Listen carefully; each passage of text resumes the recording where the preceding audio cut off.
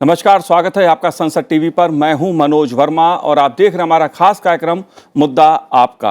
आज हम बात करेंगे समान नागरिक संहिता विधेयक की। राज्यसभा में शुक्रवार को भाजपा सांसद किरोड़ीलाल मीणा ने भारत में समान नागरिक संहिता विधेयक 2020 पेश किया। विधेयक को राज्यसभा में एक निजी सदस्य विधेयक के रूप में पेश किया गया है। देश में समान नागरिक संहिता को लेकर वादे को आगे बढ़ाने के उद्देश्य से ये भारत में समान नागरिक संहिता विधेयक सदन में रखा गया है।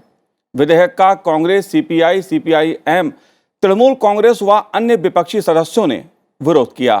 केंद्रीय मंत्री पीयूष गोयल ने कहा कि किसी मुद्दे को उठाना सदस्य का संवैधानिक अधिकार है।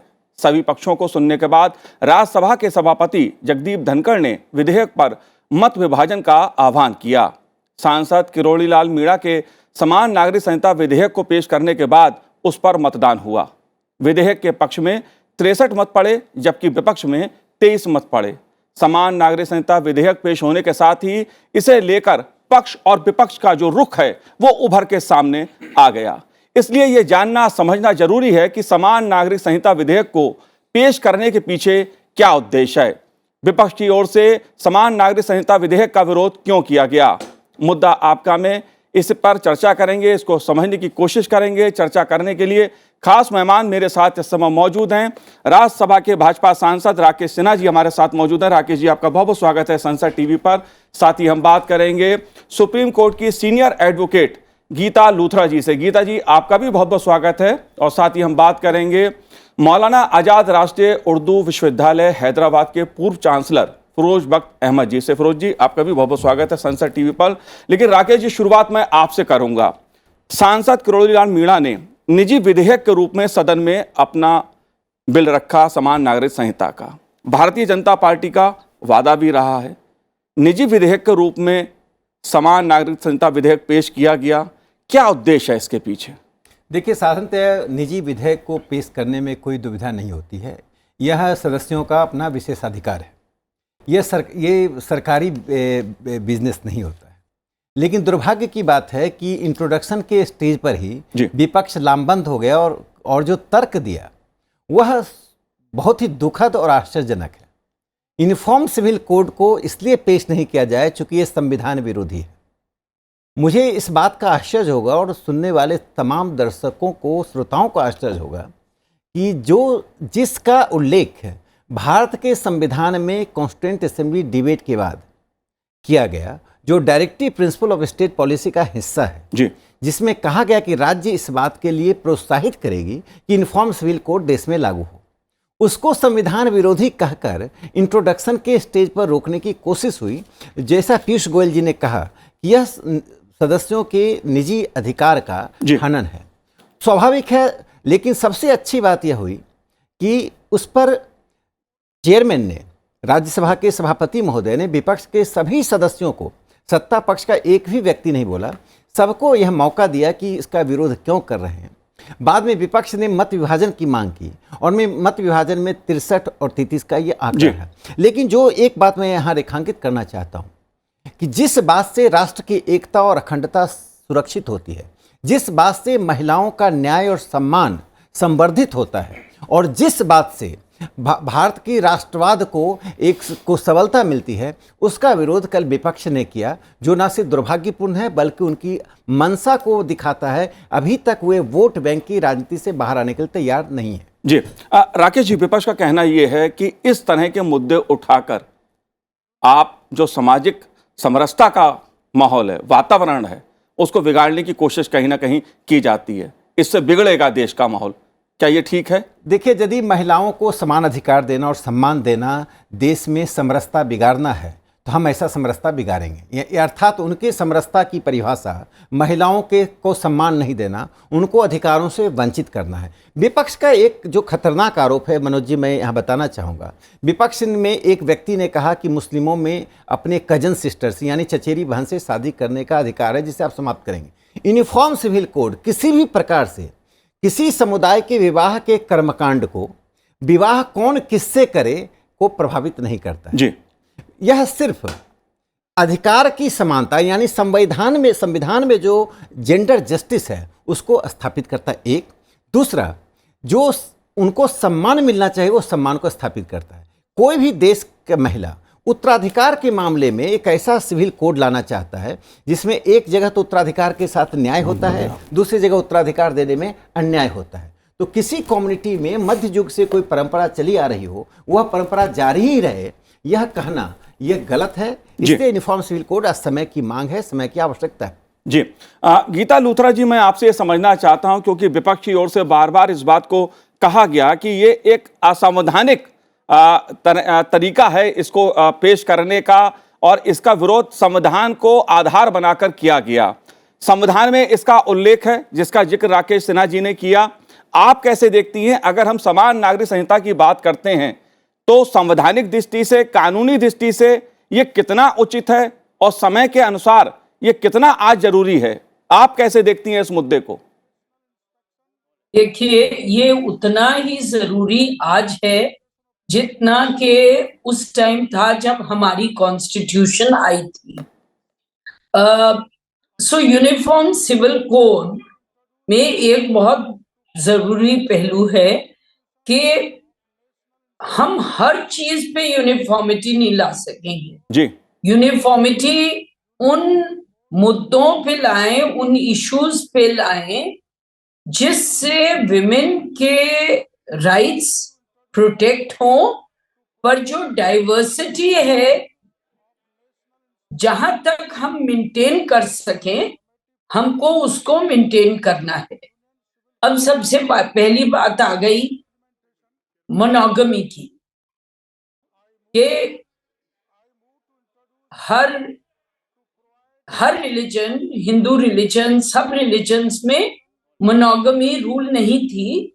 ये हिंदू मैरिज एक्ट से आई है जी। तो इस पे एक चर्चा हो सकती है कि आपकी एक यूनिफॉर्म एज ऑफ मैरिज होनी चाहिए, एक यूनिफॉर्मिटी होनी चाहिए with regard to some right of equality of property, rights of inheritance. तो धीरे धीरे कानून में बहुत परिवर्तन आया है। आज ही मेरे ख्याल कल सुप्रीम कोर्ट में चर्चा था ट्राइबल विमेन की प्रॉपर्टी का हक, जो कि ट्राइबल विमेन को मिलेगा अगर वो अपनी शादी कहीं और ट्राइब के बाहर कर ले। जी। पारसी विमेन ने एक केस डाला हुआ है कि उनको इक्वल हक मिलने चाहिए अगर वो नॉन पारसी से शादी करे। ऐसे बहुत ही कानून और बहुत ही पिटिशंस पेंडिंग है कोर्ट में। यूनिफॉर्मिटी ऑफ एज की पिटिशन है, यूनिफॉर्मिटी ऑफ इनहेरिटेंस लॉ की पिटिशन है।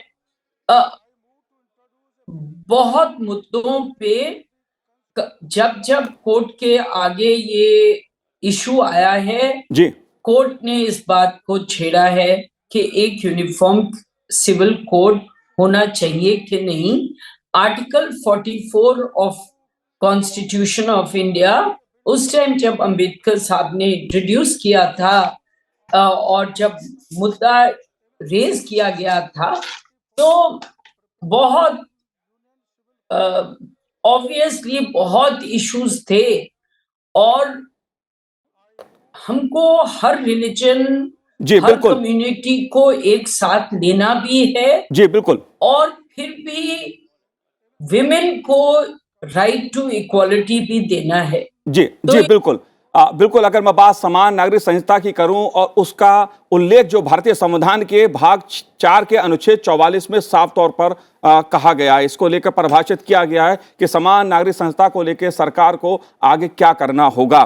फिरोज साहब, मैं आपसे ये चीज समझना चाहता हूं, जब भी बात समान नागरिक संहिता की होती है, मुद्दा महिलाओं का सशक्तिकरण कैसे हो, महिलाओं के अधिकारों को सुरक्षित कैसे रखा जाए उसका है, बच्चे को गोद लेने की जो व्यवस्था है उसका है, जो सामाजिक मुद्दे हैं। लेकिन हर बार इसको मुस्लिम पर्सनल लॉ बोर्ड के चश्मे से क्यों देखा जाता है? बहुत अच्छा सवाल है, और क्योंकि मैं मुस्लिम कम्युनिटी से आता हूं, आपने मुझसे पूछा, मैं आपके लिए उसका शुक्रगुजार हूं। और मैं शुक्रिया अदा करना चाहूँगा ये जो हमारे राज्यसभा के सांसद हैं किरोड़ी लाल मीणा जी का, कि उन्होंने इस मुद्दे को उठाया। साथ ही साथ मैं शुक्रिया अदा करना चाहता हूँ अपने एक और दोस्त अश्वनी उपाध्याय जी का, कि जिनके साथ सुप्रीम कोर्ट में मेरी पिटीशन लगी हुई है कि मुल्क के अंदर यूनिफॉर्म सिविल कोड को जल्द अज जल्द लागू किया जाए। साथ ही पॉपुलेशन को कंट्रोल की भी मेरी पिटीशन लगी है, तो अब देखते हैं कब आती है। अब मैं आता हूँ मुद्दे पे जी। एक बहुत अहम मुद्दा उठाया हमारे भाई, ये भी राज्यसभा सांसद हैं, सिन्हा साहब ने। इन्होंने महिलाओं की बात करी, बिल्कुल सही। जेंडर जस्टिस आपने वर्ड्स इस्तेमाल किए, gender equality and gender justice. सबसे ज़्यादा यूनिफॉर्म सिविल कोड का ना होना जो मुस्लिम वीमेन है या जो दूसरी वीमेन है उनको अफेक्ट करता है। मेरी पिटीशन ये सुप्रीम कोर्ट के मैनुअल में दो चीज़ आपने भी बड़ी इंपॉर्टेंट बात कही कि सक्सेशन में क्या हो सारी, इसके देखिए ये कहता है the PIL by Firoz Bakht Ahmad has been filed to weed out anomalies, ये गड़बड़ियाँ जो होती हैं in minimum age of marriage. अभी आपने ये कहा था point, minimum age of marriage, grounds of divorce, maintenance, alimony, adoption, guardianship, succession, inheritance, property किसमें किसका कितना राइट है, जैसे कहते हैं कि आधा हिस्सा है मुस्लिम महिलाओं का, ये सारी चीज़ें इसमें हैं। Based on patriarchal stereotypes which perpetrate inequality against women. तो ये इस तरह का है। तो मेरे कहने का मकसद ये है कि मैंने तो मोदी जी को ख़त भी लिखा था कि यू आर अ गो गेटर, आप जो कहते हैं वो करके दिखाते हैं। एक काम आप की सरकार के अंदर जो थोड़ा ढीलेपन में रह गया है, यूनिफॉर्म सिविल कोड नहीं आया। मैं काफ़ी अरसे से, सिन्हा साहब जानते हैं, मैं मीटिंग्स में बैठता रहा हूँ, RSS की भी, जनसंघ की भी। तो 3 जो मुद्दे थे उसमें से राम मंदिर था, गौ रक्षा थी, वो सब ठीक चल रहे हैं। लेकिन अलावा यूनिफॉर्म सिविल कोड था, वो अभी तक नहीं आया। फिरोज साहब, समान नागरिक संस्था की बात अलग अलग सरकारों के समय में हुई है। हाँ। सुप्रीम कोर्ट ने भी अलग अलग समय पर इस पर टिप्पणियां की हैं जी। संवैधानिक दृष्टि से भी इस पर चर्चा हुई है। हर बार इसको जो कुछ दल मुस्लिम और विरोधी इसको बना देते हैं, उस पर आपका क्या कहना? मनोज भाई, ये दल जो हैं इस मुद्दे को दल में घसीट के ले आते हैं, और मुझे पता नहीं कि ये कौन लोग हैं, कहाँ से इनके पास फंडिंग आती है। हिंदुस्तान इस वक्त विश्व गुरु बनने जा रहा है, बल्कि मैं कहता हूँ 80% बन चुका है। और अगर इस तरह के मुद्दे आते रहे, और लेकिन मैं सोचता हूँ हमारे मीणा साहब हैं, हमारे सिन्हा साहब हैं, जब तक ये लोग पार्लियामेंट में हैं, पार्लियामेंट से बाहर हम जैसे लोग हैं, कोशिश ये करेंगे कि 2024 से पहले इस मुद्दे को लाएं। ये जो लोग भटकाते रहते हैं इसको, ये हिंदू मुस्लिम बना के एक बात भारत जो पीछे घसीटते हैं। जब भी समान नागरिक संस्था का मुद्दा आता है, इसको या तो हिंदू मुसलमान के चश्मे से देख लिया जाएगा, ऐसा बनाया जाता है कि बीजेपी ये मुसलमानों को ध्यान में रख के लाना चाहती है। मैं आपसे कोई राजनीतिक बात किसी कांग्रेस या बीजेपी करना नहीं चाहता। सामाजिक दृष्टि से आज ये मुद्दा जो है समान नागरिक संहिता का कितना जरूरी है? अगर हम बात केवल मुसलमानों की नहीं करें, आदिवासी का वर्ग इस देश में है, तमाम और विविधताएं हैं, ये कैसे संभव है? देखिए, इस देश की जो आत्मा है वो विविधता है। Diversity is essence of India. तो विविधता का तात्पर्य यह नहीं होता है कि जो संविधान के प्रावधानों से टकराव, जिन विविधताओं से संविधान का टकराव नहीं होता है उसे रखा जाएगा। यानी कि किसी ट्राइबल कम्युनिटी में कोई कस्टम है, कोई ट्रेडिशन है, तो वो कस्टम ट्रेडिशन को उसको कंसेशन दिया जाएगा। ये समान नागरिक संहिता के बारे में जो गलतफहमी फैलाई जाती है कि हिंदू कोड बिल आप पर थोप दिया जाएगा, ऐसा नहीं है। भारत में तो इसका एक उदाहरण है। गोवा में यूनिफॉर्म सिविल कोड आज दशकों से है। 1867 का जो पुर्तगीज लॉ है उसके आधार पर यूनिफॉर्म सिविल कोड है।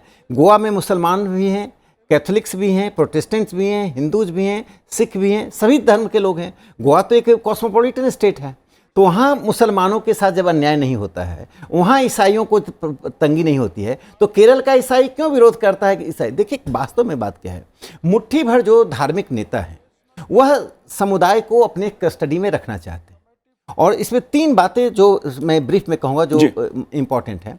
पहला कि सक्सेशन में जो महिलाओं को अधिकार से वंचित किया जाता है वह अधिकार से उनको मिले। जैसे देखिए, जम्मू कश्मीर में 370 नहीं हटता, तो वहाँ की महिलाएं यदि बाहर शादी कर लें तो उनके बच्चों को अधिकार नहीं मिलता था। पुरुष कर ले तो मिल जाएगा। तो महिलाओं के साथ डिस्क्रिमिनेशन का कारण है कि हमारे सभी पर्सनल लॉज पे पितृसत्तात्मकता यानी पेट्रियार्की हावी है। जितने कानून बने हैं वो पेट्रियार्की के आधार बने हैं, इससे महिलाएं डिस्क्रिमिनेट होती हैं। तो यह समाप्त होगा। दूसरी बात है कि इसमें विवाह और डिवोर्स में आपने देखा कि कैसे 1985 में जब साहबानों का केस आया तो सुप्रीम कोर्ट ने कहा, बाद में सरला मुदगल का केस आया तो सुप्रीम कोर्ट ने कहा कि इससे सर्वोच्च न्यायालय ने इसको साफ तौर पे कहा ये देश के लिए आवश्यक है। तीसरा, संविधान सभा की बहस को पढ़ना चाहिए, वहाँ भी विरोध हुआ। पोकर साहब एक थे, पोकर साहब बहादुर थे, उन्होंने बहुत विरोध किया, कहा रिलीजन में इंटरफेरेंस है। लेकिन वहीं पर एक नजीरुद्दीन अहमद थे, उनको कोर्ट करके मैं साबित करता हूँ, नजीरुद्दीन अहमद संविधान सभा के सदस्य थे। उन्होंने कहा कि यह तो देर सवेर आएगा, अभी समाज तैयार नहीं है। इसीलिए अब 75 साल बाद भी यदि समाज तैयार नहीं हुआ तो क्या अगले 150 साल में तैयार होगा? यानी समाज में न्याय देने के लिए और सक्सेशन के पर समान कानून बनाने के लिए समाज को तैयार होने के लिए कितना समय चाहिए आखिर? इससे मुझे लगता है कि अब समय आ गया है जब इस पर लोकतांत्रिक तरीके से विमर्श करके सभी को विश्वास में लेकर ये कानून बनना चाहिए। एक टिप्पणी करना चाहूंगा अगर आपकी इजाजत है मनोज भाई। इन्होंने एक बड़े पते की बात कही। देखिए क्या है, हमारे मुस्लिम समाज में अगर कोई किसी के घर चोरी कर लेता है सीधे पुलिस स्टेशन जाते हैं, वो तो कॉमन लॉ है, ठीक है। लेकिन औरत को अगर वो मॉल चली जाए, वो साड़ी पहन ले, वो कुछ डिश जो है उसमें नमक ज़्यादा हो जाए, फ़ौरन घर के बाहर कर देते हैं, तलाक तलाक तलाक करके। तो ये बहुत ज़्यादा ज़रूरी है यूनिफॉर्म सिविल कोड के आना। और मैं एक बात और कह दूं, एक पिटीशन मैं और डालने जा रहा हूँ। बहुत अच्छा हुआ मोदी सरकार ने ट्रिपल तलाक को ख़त्म कर दिया, मुसलमान खुश है उससे ज़्यादातर। लेकिन ये जो तलाक हसना है, 3 महीने में जो तलाक ख़त्म की जाती है, मैं चाहता हूँ उसको भी ख़त्म किया जाए, उसकी भी पिटीशन जारी है। फिरोज साहब, केवल बात मुस्लिम महिलाओं के अधिकार की नहीं है। इस देश में तमाम धर्म हैं, अलग अलग धर्म हैं, अलग अलग जाति हैं, समुदाय हैं, वर्ग हैं, सभी जो महिला सशक्तिकरण की मैं बात कह रहा हूँ, एक बहुत बड़ा मुद्दा है। कॉमन सिविल कोड का एक बहुत बड़ा मुद्दा है, समान नागरिक संहिता की जब हम बात करते हैं गीता जी। लेकिन अगर एक सवाल जो उठाया जाता है बार बार कि हमारे देश में अलग अलग धर्म हैं, रीति रिवाज हैं अलग अलग, अगर हम एक समान कानून बना देंगे तो उससे उनके धर्म के जो अधिकार हैं जो संविधान ने दिए हैं उसका उल्लंघन होगा, उस पर कुठाराघात होगा। इस पहलू को आप कैसे देखती हैं? क्या समान नागरिक संहिता लागू करने से किसी के धर्म के जो अधिकार हैं वो क्या खत्म हो जाएंगे? देखिए, जैसे बोलिए जी। जैसे कि आप ये देखिए कि कुछ कानून जो कानून है वो मेंटेनेंस, डाइवोर्स, प्रॉपर्टी राइट्स, इस सब के एरिया में एक यूनिफॉर्म सिविल कोड आ सकता है। जी। 2018 में लॉ कमीशन ने कहा कि अभी हमें लगता है कि टाइम राइट नहीं है यूनिफॉर्म सिविल कोड लाने के लिए। पर मुझे ये लगता है कि यूनिफॉर्म सिविल कोड को बहुत ध्यान से सारी कम्युनिटीज को इन्वॉल्व करके एक यूनिफॉर्म सिविल कोड लाया जा सकता है।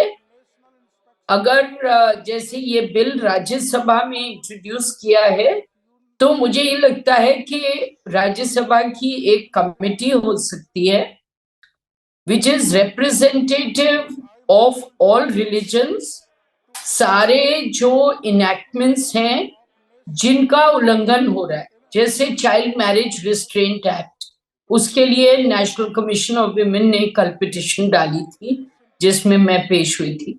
तो मुझे लगता है कई ऐसे इश्यूज हैं ये आयन आउट हो सकते हैं, क्योंकि criminal law, domestic violence act, ये बहुत हद तक जो यूनिफॉर्म सिविल कोड करने जा रहा है बहुत हद तक उन्होंने इस पे कानून ऑलरेडी बनाया हुआ है जी। तो कई एरियाज जो बच गए हैं without taking away the right of all of religious diversity, if we can have a code जिसमें स्त्रियों की इज्जत और स्त्रियों की जो इक्वालिटी है हर कम्युनिटी में बढ़ जाए, जैसे कि पहले हिंदू वुमेन्स राइट प्रॉपर्टी का राइट नहीं था, विडोज का रीमैरिज पे प्रॉपर्टी पे राइट नहीं था। धीरे धीरे कानून की वजह से विमेन की एम्पावरमेंट हो गई। हिंदू सक्सेशन एक्ट से बहुत से अमेंडमेंट्स आए हैं 1995 में जिससे बहुत चेंजेस आए हैं। मुझे लगता है कि इक्वालिटी लाने के लिए यूनिफॉर्म, एक बेसिक यूनिफॉर्म सिविल कोड होना चाहिए, but it should not take away the rights of each religion और ईच कम्युनिटी। हम सबको इक्वलाइज नहीं करना चाहते। हम, while you want a uniform civil code, you don't want कि religious diversity जो जी। है उस पे कोई आंच आए। तो ये बहुत ही ध्यान से, बहुत ही सेंसिटिविटी के साथ minimum right protection to women on all these issues मुझे लगता है होनी चाहिए। जी एक छोटी सी टिप्पणी फिर आपकी इजाज़त से। It is not going to take away the rights of any religion, whether it is Islam, Hinduism, बौद्ध, जैनिज्म और any other religion. Why? Because the law commission in 2018 itself has said कि इसमें हर रिलीजन की जो अच्छी चीज़ें हैं वो आएंगी, किसी भी धर्म के ऊपर कोई आंच नहीं आएगी। मैं अपने को रिलीजनिस्ट को, यानी जो इस्लाम धर्म के अनुयायी हैं, उनको अरसे से बात समझाता चला आया हूं कि अगर यूनिफॉर्म सिविल कोड आ जाए तो उसमें कोई आंच आपके धर्म पे नहीं आने वाली है, किसी धर्म पे नहीं आएगी। सारे धर्मों के अच्छे अच्छे पॉइंट्स इसमें होंगे, बल्कि और भी जो अच्छे कानून हैं दुनिया के वो भी इसमें इंक्लूड किया जाएगा। फिर इसको भेजा जाएगा पब्लिक को, उसके बाद आएगा। लेकिन कहीं ना कहीं मैं समझता हूं, मैं एक कड़वी बात कहने के लिए जाना चाहता हूं, सरकार की तरफ से ढीलापन है। ये जितनी जल्दी आ जाए अच्छा है, क्योंकि अगर ये लटक गया तो फिर ये लटक जाएगा, जैसे वो 370 के घिसते घिसते अपने हो ही जाएगा। जी राकेश जी, विपक्ष का विरोध इस मुद्दे पे हमेशा से एक तीखा विरोध रहा है। कांग्रेस पार्टी ने अलग अलग मंचों से इसका विरोध किया है और भारतीय जनता पार्टी ने अपने घोषणा पत्र में हर बार इसको शामिल किया है, समान नागरिक संहिता को। मैं आपसे ये समझना चाहता हूँ, सियासत की दृष्टि से ये मुद्दा कितना अहम है, और धार्मिक मुद्दे, क्योंकि इस मुद्दे को धार्मिक उससे जोड़ दिया जाता है, खास तौर से माइनॉरिटीज के अधिकारों के साथ जोड़ दिया जाता है। इन दो मुद्दों पे आपका कहना क्या है? देखिए, अगर किसी को भ्रम है तो कुछ करने की जरूरत नहीं है। संविधान सभा में यूनिफॉर्म सिविल कोड पर जो बहस हुई उसे पढ़ लेना चाहिए। जब नजीरुद्दीन अहमद और पोकर साहब ने मुद्दा उठाया और कहा रिलीजन में इंटरफेरेंस है, तो उसका जवाब अल्लादी कृष्ण स्वामी अय्यर और दूसरे के मुंशी और बाद में बाबा साहब अम्बेडकर ने दिया। जो तीन बातें उन्होंने कही, पहली बात कही कि इस देश में ऑलरेडी सिविल कोड है, सिर्फ तीन मुद्दे उससे बाहर हैं, विवाह का, सक्सेशन का, इनहेरिटेंस का। और ये तीन मुद्दे इसलिए बाहर हैं कि तीनों में मध्ययुगीन कानून के सहारे लोग चलना चाहते हैं। मनोज जी, मैं पूछना चाहता हूँ कि उन कुलीनों को छोड़ दीजिए, जो कुलीन धार्मिक कुलीन है, जो धर्म पे नियंत्रण रखते हैं। सामान्य महिला से जाकर पूछे कि आपको संपत्ति का अधिकार मिले, आप लें या ना लें, लेकिन अधिकार आपको मिलेगा, तो कौन सी महिला कहेगी मैं अधिकार नहीं लूँ? उनको अपने बच्चे के ऊपर पुरुष का अधिकार हो कि महिला का अधिकार हो, इस पर एक रैशनल कॉन्स्टिट्यूशनल संवैधानिक स्टैंड होगा। कौन महिला इसका विरोध करेगी? मैं एक छोटा उदाहरण देता हूँ जो बहुत व्यवहारिक है। आज से कुछ दशक पहले तक लोग छत्तीसगढ़, झारखंड में जाकर आदिवासी महिला से शादी करते थे, वहाँ की संपत्ति को हड़पने के लिए। आज आपको वहाँ बहुत से पेट्रोल पंप, बहुत सी संपत्तियाँ मिलेगी जो कि दूसरे राज्य के लोग हैं, वहाँ एक महिला से शादी किया, अब उनके पर्सनल लॉ को मिसयूज किया। तो आज के युग में पॉलिंड्री एंड पॉलीगमी दोनों स्वीकार्य नहीं है। यदि कोई कहता है कि बहुविवाह को हम, बहुपत्नी या बहुपति को हम माने, तो इससे संविधान इजाज़त नहीं देता है। और अंतिम बात एक कहूँगा, के मुंशी जी ने एक बहुत अच्छी बात कही थी, आइसोलेशनिस्ट व्यू से आप बाहर निकलिए। आइसोलेशनिस्ट, अलग थलग रहने के माइंडसेट से मुस्लिम समाज को बाहर निकलना चाहिए। विपक्ष ने जो कल राज्यसभा में कहा देश की एकता और अखंडता के लिए खतरा है, तो विपक्ष एकता और अखंडता के लिए खतरा के लिए एक लॉजिक नहीं दे पाया। नहीं, एक लॉजिक है, आप धर्मनिरपेक्षता को खतरे में डाल रहे हैं। अब पंथ अच्छा, एक बताता हूँ, जिस सेकुलरिज्म की बात बार बार विपक्ष यूरोप के मार्फत करता है, यूरोप का ऐसा कौन सा देश है जहां यूनिफॉर्म सिविल कोड नहीं है? विपक्ष सामने आए कि यूरोप का ऐसा कौन सा देश है जहां यूनिफॉर्म सिविल कोड नहीं है? क्या अमेरिका में नहीं है? क्या अमेरिका के मुसलमान अमेरिका में नहीं रह रहे हैं? क्या ब्रिटेन में नहीं है? क्या फ्रांस में नहीं है? क्या ऑस्ट्रेलिया में नहीं है? तो विपक्ष के पास वास्तव में कोई तर्क नहीं है जी। और तर्क के साथ अज्ञानता और भ्रम के द्वारा विपक्ष आम लोगों को यह कहता है कि आपका धर्म खतरे में आएगा, आपका हिंदूकरण किया जा रहा है, जो गलत है। जब हिंदू कोड बिल बन रहा था तो JB कृपलानी सोशलिस्ट नेता थे। कृपलानी जी ने संसद में एक बात कही ना सिर्फ हिंदू महासभा सांप्रदायिक है, भारतीय राज्य नेहरू के नेतृत्व में सांप्रदायिक है। एक धर्म के लिए कानून बना रहा है, बाकी धर्मों को छोड़ रहा है। अब कृपलानी जी तो सोशलिस्ट थे। राम मनोहर लोहिया का जो समाजवादी पार्टी कल संसद में विरोध कर रही थी, राम गोपाल यादव जी विरोध कर रहे थे, और राम मनोहर लोहिया का यूनिफॉर्म सिविल कोड पर क्या मत है? वो चाहते थे, बाबा साहब अम्बेडकर चाहते थे, जो बार बार आप बाबा साहब अम्बेडकर के संविधान की दुहाई देते हैं, और जब उनके मूल बात पर आती है तो आप उसका विरोध करते हैं। तो मुझे लगता है कि विपक्ष अभी मुस्लिम वोट बैंक के लिए ऐसा काम कर रहे हैं। उन्हें लगता है कि मुस्लिम मत को जिसके द्वारा बहकाया जाता है, भड़काया जाता है, उस चश्मे से विपक्ष बाहर नहीं निकल रहा। लेकिन ट्रिपल तलाक के मामले में मुस्लिम महिलाओं ने बता दिया कि अब वे बंद कर रहने वाली नहीं है और भ्रम में जीने की आवश्यकता नहीं है। यदि इस देश में आज मुस्लिमों के बीच रेफरेंडम हो जाए, मैं आपको दावे के साथ कहता हूं कि 80% जो सामान्य लोग हैं वे यूनिफॉर्म सिविल कोड के साथ रहें। जी, फिरोज बख्श साहब, आप जो कह रहे थे कि मुस्लिम देशों में भी समान नागरिक संहिता लागू है, कैसे लागू है, कहाँ लागू है? न सिर्फ समान नागरिक संहिता लागू है मनोज जी, वहाँ पे जिसको हम एनआरसी कहते हैं, सीए कहते हैं, वहाँ ये कानून और ये जो नेशनल रजिस्टर है, सब कानून लागू हैं वहाँ पे, कोई बोलने वाला नहीं है। अलावा इसके आपने यूरोपियन देशों का हवाला दिया, चाहे वो रूस हो, चाहे वो चाइना हो, चाहे वो ब्रिटेन हो, कोई भी कंट्री हो, सब जगह ये कानून लागू हैं। अगर लागू नहीं दिए जाते तो हमारे यहाँ नहीं करने दिए जाते। एक बात और बता दूं, आपने एक व्यवहारिक एग्जाम्पल दिया था सिन्हा साहब ने कि किस तरीके से मिसयूज़ होता है इसका यूनिफॉर्म सिविल, इसका क्या नाम, ये जो आपका कानून है हमारा, ख़ास तौर से आपने सुना होगा कि यहाँ पे हरियाणा में एक चांद और फिज़ा का केस आया था। चांद थे तो गैर मुस्लिम, वो मौलाना के पास गए, धर्म बदला, फिज़ा से शादी कर ली। वो कुछ दिन तो चला, उसके बाद फिर वो सब मलियामेट हो गया। इस तरीके से इस्लाम की भी जगहंसाई होती है। और ये जो आपका मज़हब है, इसको बिल्कुल, यानी कि uniform civil code is the need of the hour. और मैं रिक्वेस्ट करता हूँ, सरकार में मेरी बात जा रही है और आप भी सरकार का एक हिस्सा हैं सिन्हा साहब, ये 2024 के इलेक्शन से पहले अगर ये लागू हो जाए तो नथिंग लाइक दैट, वरना तो फिर ये हमारी डिबेट्स चलती रहेंगी और हम इसके अच्छे बुरे पॉइंट्स पे बहस करते रहेंगे। लेकिन ये भी जरूरी होता है कि कोई कानून बने उससे पहले चर्चा हो, उस मुद्दे पर चर्चा हो, विस्तार से चर्चा हो। जाहिर सी बात है, समान नागरिक संहिता का उद्देश्य महिलाओं सहित संवेदनशील वर्गों को सामाजिक सुरक्षा प्रदान करना है, जबकि एकरूपता से देश में राष्ट्र की भावना को बल मिलता है। आप तीनों ने इस कार्यक्रम में भाग लिया, चर्चा की, बहुत बहुत शुक्रिया, बहुत बहुत धन्यवाद संसद टीवी से बात करने के लिए। तो आज इस कार्यक्रम में इतना ही, मुझे दीजिए आज्ञा, नमस्कार।